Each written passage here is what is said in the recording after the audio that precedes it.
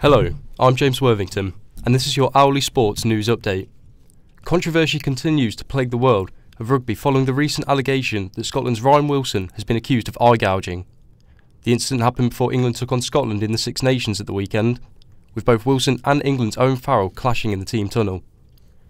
Wilson is accused to have gouged Farrell's eyes after the heated exchange. We could see both players face serious consequences. I'm here with reporter Kieran Wilson. Kieran, what does this recent allegation mean for the sport? It's definitely not a good thing. I mean, obviously it's a fantastic win for Scotland, and Wilson sort of mired that in controversy, and really for no reason. Obviously, the sport of rugby is a very physical one, and it does boil over. But there's no way you can say that it was warranted at all. Okay, now we see rugby as seen more as a gentleman's game. Do you think this eye gouging is a regular occurrence, or are there very similar cases? I think it's something that they need to look at. I mean, I'm not sure of the exact statistics, but last time Wales played in Cardiff, there was more arrests for the rugby than there were for Cardiff City's football game. Now, football's obviously got the violent reputation. Maybe that they've got to look at stop selling alcohol, maybe like they do in football, because I know there's a lot of fans that do get violent as well, and it's sort of transmitted into the players as well, a more violent atmosphere. So I definitely think it's something they need to look at. Yeah, you say they need to look at this violence that's coming out both on and off the pitch. Do you think this happens in many other sports, or are we just looking at rugby and football? Oh yeah, I mean, look at the Winter Olympics. Not a lot of violence there. More of a sporting an atmosphere. So I think it's mainly the competitive sports where it does get really heated on the rugby pitch and the football pitch as well. You can see that Scotland game was really hardly contested as well. So I think that's maybe why it spilled over.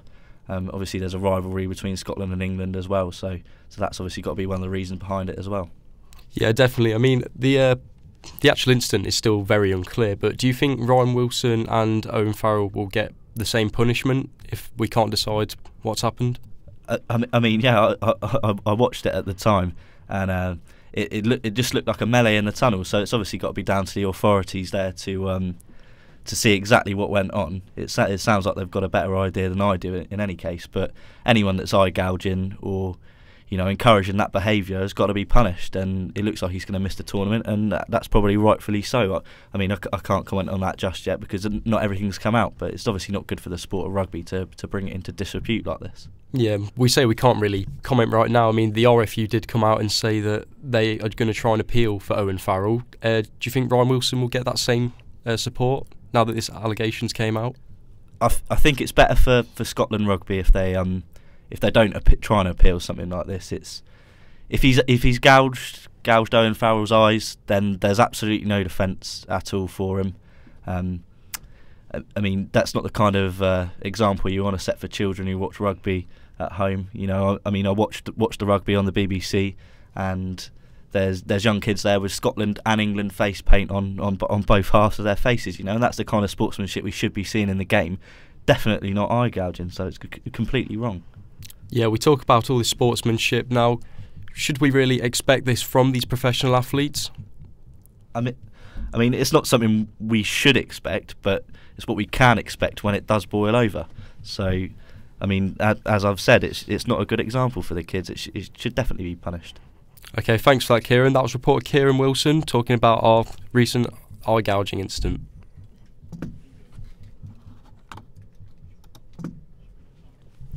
Ian Wright cannot defend Wenger anymore. Their poor performance during Sunday's League Cup final against Manchester City was the final straw. Wright believes that the Frenchman has had enough chances to prove his worth to the London club. Arsenal are back in Premier League action on Thursday when they host Manchester City. Meanwhile, on the other side of North London, Tottenham Hotspurs may have to wait to showcase their newly developed stadium. That's after the news that they might have to stay at Wembley for the start of the 2018-19 Premier League season. Daniel Levy is still confident that the stadium can be built in time after he recently addressed members of the Tottenham Hotspurs Supporters Trust. Spurs are back in action tomorrow when they host Rochdale in their FA Cup 5th round replay. Further down the football tables, former West Brom boss Tony Pulis has backed Alan Pardew to remain as the Baggies manager. West Brom currently sit bottom of the league and are 7 points adrift from safety. Pardew's woes continue on the weekend after Albion player Chris Brunt publicly criticised him for his tactics. Pulis, who currently manages Middlesbrough, believes that the former Newcastle manager has what it takes to keep the Midlands team up. Underachieving in their eyes, or the supporters' eyes, you're going to come in front of the spotlight. You're going to take stick. You have to accept that, understand it, and get on with it. And I know Alan. He's got thick enough skin to cope with anything that's thrown at him. Team GB's Winter Olympians would have felt right at home on their return to the UK last night. The athletes, who won 5 medals between them, were greeted by sub-zero temperatures at Heathrow Airport. Kieran Wilson recaps on their memorable 2 weeks in South Korea.